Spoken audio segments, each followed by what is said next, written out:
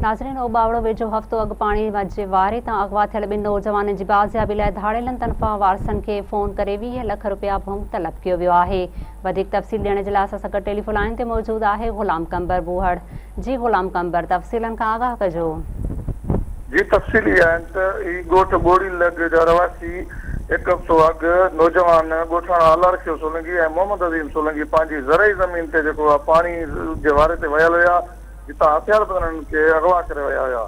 जंहिं खां पोइ उते जेको इन्हनि जी जेका ज़मीन आहे उहा जेका पंजाब में आहे, इन्हनि जो ॻोठ जेको आहे सिंध में आहे, जंहिंजे करे जेको आहे सिंध ऐं पंजाब जे दंग जे हुजण करे पंजाब पुलिस सिंध पुलिस जे हवाले माना जेको करे सॼो सिंध पुलिस पंजाब पुलिस जो बॉर्डर जो एरियो ॼाणे करे तकरार हद बंदी जो तकरार हली रहियो हुयो।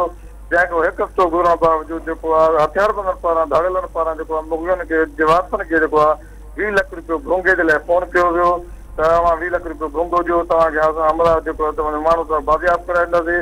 जंहिं खां पोइ उन्हनि जे वारसनि पारां जेको आहे अॼु एहतजाज कयो वियो आहे, सख़्तु एहतजाज कयो वियो आहे। उन्हनि चयो त असां ग़रीब मिसकीन आहियूं, असां पोइ माना जेको हारपो कंदे असां पंहिंजो बचनि जो गुज़ारो कयूं था ऐं पेट पालूं था, सफ़ा मिसकीन आहियूं, असांजो को ॿियो चारो कोन्हे, असांजा माण्हू बाज़ियाब कराया वञनि। उन्हनि जो इहो बि चवणु आहे त असांजो को बि चूंडियल नुमाइंदो तक जेको MPA MNA असां वटि लड़ी न आयो आहे, असां हिन टाइम सख़्तु परेशान आहियूं।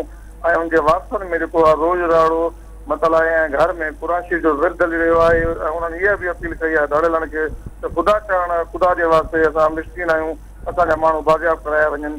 ऐं उन्हनि IG सिंध खां बि अपील कई आहे त असांजे माण्हुनि खे बाज़ियाब कराए वञे, हदबंदी जी तकरार जे करे ईअं असांजा माण्हू क़तल कया वञनि। जी गुलाम कम्बर, अवां जी महिरबानी।